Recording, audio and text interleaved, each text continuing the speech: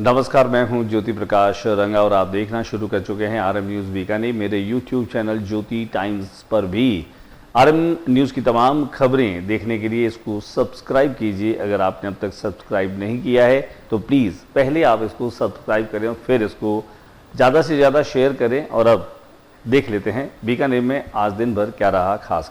जिला प्रभारी सचिव ने ली जिला स्तरीय अधिकारियों की बैठक, दी आवश्यक दिशा निर्देश।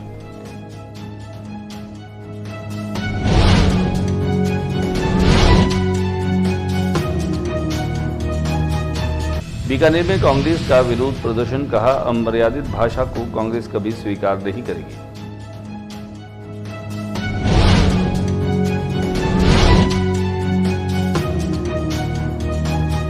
भारत माता की जयघोष के साथ बीकानेर पश्चिम विधानसभा क्षेत्र से विधायक जेठानंद व्यास शुक्रवार को रेल मार्ग से जम्मू के लिए हुए रवाना।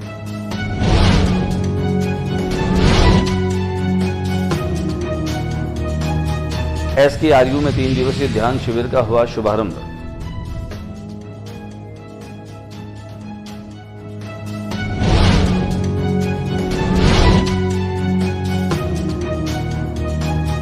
जब बाढ़ ही खेत को खाएगी, तर्ज पर बीकानेर रोडवेज डिपो सवारियों का पैसा कंडक्टर की जेब में। रोडवेज बस की आकस्मिक चेकिंग के दौरान आया पकड़।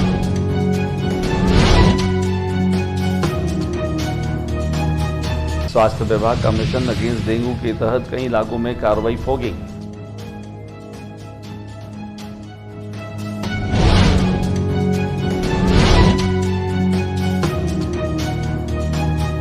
न्याय की गुहार को लेकर कलेक्ट्रेट के सामने धरने पर बैठी महिला की अचानक बिगड़ी तबीयत, पुलिस ने पहुंचाया अस्पताल।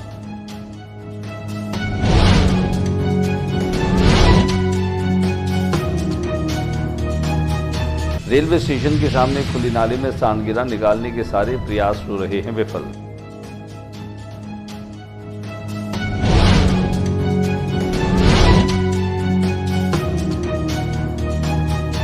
PBM अस्पताल में जेब कटी, पार किए 50,000 रुपए।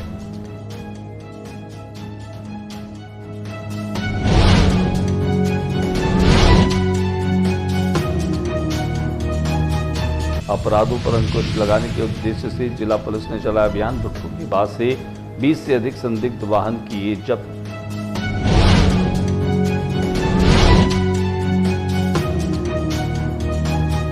चौदहवीं क्लस्टर वॉलीबॉल प्रतियोगिता का नोखा के लव फन लर्न स्कूल में हुआ समापन। समाजसेवी रमेश अग्रवाल का हुआ सम्मान।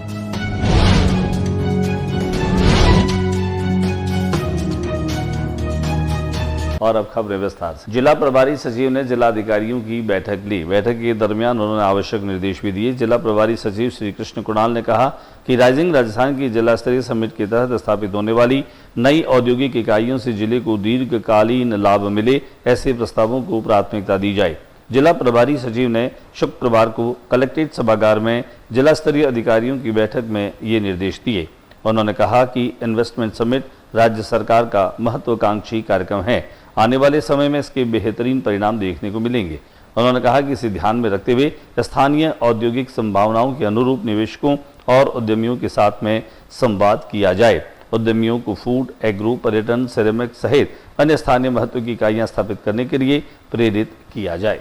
बीकानेर कांग्रेस ने आज विरोध प्रदर्शन करते हुए इस बात का ऐलान किया कि अमर्यादित भाषा का वे न तो प्रयोग करते हैं और न ही वे इसे सुनने के लिए तैयार हैं। उन्होंने कहा किसी भी सूरत में अमर्यादित भाषा जो है वो स्वीकार नहीं की जाएगी। जिला कलेक्ट्रेट कार्यालय के आगे उन्होंने प्रदर्शन भी किया।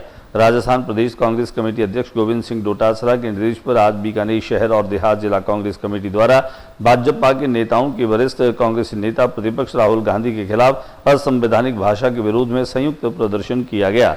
संगठन महासचिव नितिन वत्स ने बताया कि जिला अध्यक्ष यशपाल गहलोत के नेतृत्व में कांग्रेस जन गंगा थिएटर के आगे से कलेक्ट्रेट तक लाठियां हाथों में थामकर, लाठी नहीं ये साथी है, दुश्मनों की चीरती छाती है, लोकतंत्र में ऐसी भाषा नहीं चलेगी, गुंडागर्दी वाले बयानों को, जनप्रतिनिधियों को गिरफ्तार करने की मांग की। उन्होंने इस मौके पर जो है शांतिपूर्ण तरीके से प्रदर्शन भी किया। आप सब लोगों ने देखा होगा कि हमारे महबूब नेता जो राहुल गांधी जी हैं, उनके खिलाफ जो बयानबाजी की जा रही है, अशोभनीय बयानबाजी की जा रही है, उसकी हम कड़े आज उनके खिलाफ उनके परिवार के खिलाफ ऐसे बयानबाजी करना, जीभ काटना, जैसे इंदिरा जी का क्या हाल हुआ वो हाल करेंगे। अरे तुम क्या हाल करोगे? अगर है हिम्मत किसी के अंदर तो बीकानेर आके के दिखा देना। हम चुनौती देते हैं कि जो आपने बयानबाजी की है, जो कहा है जीभ काटने का, हम क्या क्या हाल करेंगे उनके बताएंगे। बीकानेर पश्चिम विधानसभा क्षेत्र से विधायक जेठानंद व्यास जम्मू कश्मीर में चुनाव प्रचार के लिए रवाना हुए। वे रेल मार्ग से जो हैं वह रवाना हुए। उन्हें उनके साथ में खासतौर से भारतीय जनता पार्टी के बड़ी संख्या में कार्यकर्ता पहुंचे, जहां पूरे रेलवे स्टेशन भारत माता की जय के नारों से गूंजायमान कर दिया। यहां इस मौके पर जेठानंद व्यास के चेहरे पर मुस्कुराहट और आत्मविश्वास साफ तौर पर दिखाई दे रहा था। बड़ी संख्या में जब कार्यकर्ताओं का हुजूम उनके रेल से जाने के लिए और उन्हें विदा करने के लिए पहुंचा तो यहाँ पर उनके हाथों में तिरंगा था और तिरंगे के साथ में जम्मू कश्मीर में विजयी मुद्रा के साथ में और विजयी होने के संकल्प के साथ में जेठानंद व्यास जो हैं वह चुनाव प्रचार अभियान में अपने पार्टी के प्रत्याशियों के लिए जा रहे हैं और उन्हें आज विदा करने के लिए बड़ी संख्या में कार्यकर्ता पहुंचे। जय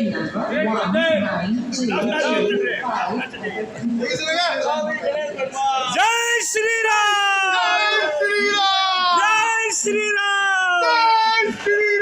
स्वामी केशवानंद कृषि विश्वविद्यालय में 3 दिवसीय ध्यान शिविर का शुभारंभ हुआ।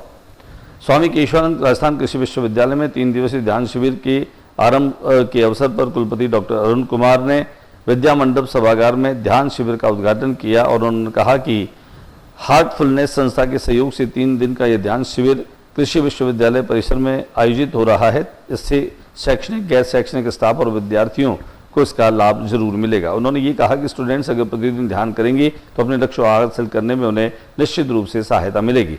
ध्यान शिविर में कुलपति डॉक्टर अरुण कुमार के अलावा कुल सचिव डॉक्टर देवाराम सैनी, वित्त नियंत्रक राजेंद्र कुमार खत्री समेत कृषि विश्वविद्यालय के सभी डीन, डायरेक्टर, शैक्षणिक व गैर शैक्षणिक स्टाफ समेत बड़ी संख्या में छात्रों ने हिस्सा लिया। हमारे स्वामी केशवानंद राजस्थान कृषि विश्वविद्यालय के माननीय कुलपति डॉक्टर अरुण कुमार साहब, रजिस्ट्रार साहब डॉक्टर देवाराम जी सैनी, कंट्रोलर साहब। जब बाढ़ ही खेत को खाने लगे तो खेत भला कैसे उबर सकता है, खेत में किस तरह से रखवाली हो सकती है। यह वाकया है बीकानेर के रोडवेज आगार बस का, जहां पर कंडक्टर जो हैं वह अपनी ही वसूली के साथ में यात्रियों को यात्रा करवाने की ठान ले और जो किराया भाड़ा है, जो रेवेन्यू है वो रोडवेज को नहीं मिले तो रोडवेज तो घाटे में ही जाएगी। राजस्थान रोडवेज क्यों लगातार घाटे में चल रही है? इस बीच अगर बाड़ी खेत को खाने लग जाए तो रखवाली कौन करेगा? इस कहावत को चरितार्थ होते देखा जब यहाँ के कर्मचारी परिवहन विभाग को दीमक की तरह खा रहे हैं। रोडवेज की चीफ मैनेजर इंदिरा गोदारा और सहायक यातायात निरीक्षक कुशाल चंद हर्ष ने बीकानेर डिपो की एक बस की औचक जांच की और सच्चाई सामने आ गई। बीकानेर डिपो की यह बस बीकानेर से जोधपुर के लिए जा रही थी। बस की जांच नोखा में की गई, वीडियो रिकॉर्डिंग तक की गई। जांच में मिला कि बस कंडक्टर ने 68 में से 47 सवारियों का पैसा सीधा अपनी जेब में डाल दिया। यात्रियों ने कहा कि उन्होंने टिकट के पैसे दे दिए हैं, लेकिन कंडक्टर ने टिकट नहीं दिया। 47 यात्रियों का बस भाड़ा कुल 3170 रुपये था। बस सारथी जगदीश सिंह पर रोडवेज द्वारा कठोर कार्रवाई की जाएगी। स्वास्थ्य विभाग का मिशन अगेंस्ट डेंगू के तहत कई इलाकों में फॉगिंग करवाई गई। मिशन अगेंस्ट डेंगू के अंतर्गत स्वास्थ्य विभाग के द्वारा गोगा गेट क्षेत्र किसान छात्रावास, सादुलगंज स्थित चारण छात्रावास तथा सादुल कॉलोनी स्थित एक विद्यालय में एंटी लार्वा और एंटी एडल्ट गतिविधियां आयोजित की गई। मुख्य चिकित्सा एवं स्वास्थ्य अधिकारी डॉक्टर राजेश कुमार गुप्ता ने बताया कि deputy CMHO doctor Lokesh Gupta के नेतृत्व में जिला रैपिड रिस्पांस टीम विभिन्न वर्ग और क्षेत्र तक मलेरिया डेंगू नियंत्रण गतिविधियां संचालित की जा रही है। छात्रावासों, विद्यालयों में विद्यार्थियों, शिक्षकों तथा वार्डन से वार्ता कर सहभागिता के प्रयास किए गए ताकि प्रति सप्ताह यह गतिविधियां जारी रहे। न्याय की गुहार को लेकर के एक महिला पिछले कई दिनों से कलेक्ट्रेट के सामने बैठी है। अचानक इस महिला की तबीयत बिगड़ गई, जिससे उसे अस्पताल में पहुंचाया गया, जहां पर उसका इलाज चल रहा है। पिछले 4 वर्षों से न्याय की गुहार लगाते हुए जिला कलेक्टर कार्यालय के सामने अनिश्चितकालीन धरने पर बैठी दुर्गा देवी की आज अचानक तबीयत बिगड़ने पर उसे अस्पताल ले जाया गया और भर्ती करवा दिया गया। बताया जा रहा है कि दुर्गा देवी जन सुनवाई में अपनी अपील लगाकर धरना स्थल पर पहुंची थी कि अचानक बेहोश होने लगी। यहाँ मौजूद पुलिसकर्मियों ने तुरंत 108 एम्बुलेंस सेवा को फोन कर बुलाया और महिला को पुलिस कर्मियों की मदद से अस्पताल भेजा गया। बताया जा रहा है कि दुर्गा देवी कोलायत में अपनी संपत्ति को ससुराल वालों द्वारा हड़पने पर जिला कलेक्ट्रेट में धरने पर बैठी है, जिसकी सुनवाई नहीं होने पर आज कलेक्टर की ओर से आयोजित सुनवाई में पहुंची और परिवाद दिया। उसके बाद उसकी तबीयत खराब हो गई। नगर निगम की कार्यशैली और इसके नाकारापन को लेकर के समय समय पर कई दृश्य सामने आते हैं। रेलवे स्टेशन के सामने जो खुला पड़ा नाला है वहां पर दलदल अधिक है और ऐसे में एक नाले में जो है वो सांड गिर गया। सांड के गिर जाने से हालांकि लोगों ने मशक्कत की सांड को निकालने की, लेकिन दलदल अधिक होने की वजह से जैसे जैसे वे सांड को निकालने का प्रयास कर रहे थे, सांड दलदल में धंसता ही जा रहा था। हालांकि जेसीबी मशीन भी पहुंची, लेकिन उसके प्रयास भी नाकाफी रहे। आखिर 4-4.5 घंटे की मशक्कत के बाद में सांड को निकाल लिया गया। लेकिन सवाल ये उठता है कि प्रतिदिन इस तरह के हादसे और घटनाएं हो रहे हैं, तो ऐसे में निगम की आंखें अभी तक बंद क्यों हैं? आखिर निगम इस तरह की जो समस्या हैं इनके समाधान की सुध वो कब लेगा? हालांकि इन दिनों स्वच्छता पखवाड़ा भी चल रहा है, लेकिन शहर में चारों तरफ जो दृश्य और हालात दिखाई दे रहे हैं उसे देखकर बिल्कुल नहीं लगता यह स्वच्छता पखवाड़ा केवल रस्मी तौर पर और रस्मों की अदायगी के तौर पर ही हो रहा है। बीकानेर संभाग के सबसे बड़े अस्पताल पीबीएम में अजीब व गरीब घटनाएं होती हैं। कभी डॉक्टर परिजनों से उलझते हैं, कभी परिजन मरीजों से उलझते हैं, कभी कई तरह की समस्याएं आती है। लेकिन यहाँ पर चोरी की वारदातें भी समय समय पर सामने आती है। जब एक मरीज के साथ आए परिजन की जेब से 50,000 रुपये पार हो गए, यानी कि जेब कट गई। अब कुल मिलाकर के सदर थाने में जो है वह इसका FIR कराया गया है। उसके बाद में गंगानगर की जैतपुर का रहने वाला चंपालाल जो है उसने अज्ञात लोगों के खिलाफ मामला भी दर्ज कराया। याचक ने बताया कि वह अपने किसी मरीज के इलाज के लिए पीबीएम आया था और इसी दौरान अस्पताल के 1 नंबर गेट से निकलते समय पीछे से आए एक अज्ञात व्यक्ति ने उसकी जेब से 50,000 रुपये पार कर लिए। हालांकि पुलिस ने मामला दर्ज कर जांच शुरू कर दी है। अपराधों पर अंकुश लगाने के लिए जिला पुलिस समय समय पर अभियान चलाती है और इसी का परिणाम है कि अपराधियों पर अंकुश लगाने में आंशिक कामयाबी भी मिल रही है। यहाँ भुट्टो की बास में 20 से अधिक संदिग्ध वाहनों को जब्त किया गया। अपराधों पर अंकुश लगाने के उद्देश्य से जिला पुलिस की ओर से यह अभियान चलाया गया, जिसमें आज शाम को ASP सदर IPS रमेश और SHO सदर कुलदीप चरण के नेतृत्व में भुट्टो का बास में QRD टीम और पुलिस फोर्स के साथ चेकिंग की गई। 20 से अधिक संदिग्ध वाहनों को जब्त किया गया। दिखाते हैं इस कार्रवाई की कुछ झलकियां। और अब चलते हैं हम नोखा के लव फन लर्न स्कूल में, जहां पर पिछले 17 सितंबर से 14वीं क्लस्टर वॉलीबॉल प्रतियोगिता का आयोजन किया गया था। यहां आज उसके समापन समारोह और पुरस्कार वितरण का कार्यक्रम विद्यालय परिसर में ही रखा गया। तकरीबन पूरे स्टेट की CBSE की 68 टीमों ने इसमें भाग लिया। 14, 17, 19 वर्ग के खिलाड़ियों ने शानदार खेल प्रदर्शन किया। आज पुरस्कार वितरण समारोह में अतिथि के रूप में अतिरिक्त जिला शिक्षा अधिकारी माध्यमिक शिक्षा सुनील बोड़ा, CBO माया बजाड़ के साथ साथ प्रभु प्रेमी कन्हैयालाल पालीवाल भी रहे, जबकि हल्दीराम सोसाइटी के प्रतिनिधि रमेश चंद्र अग्रवाल भी यहाँ पर पहुंचे।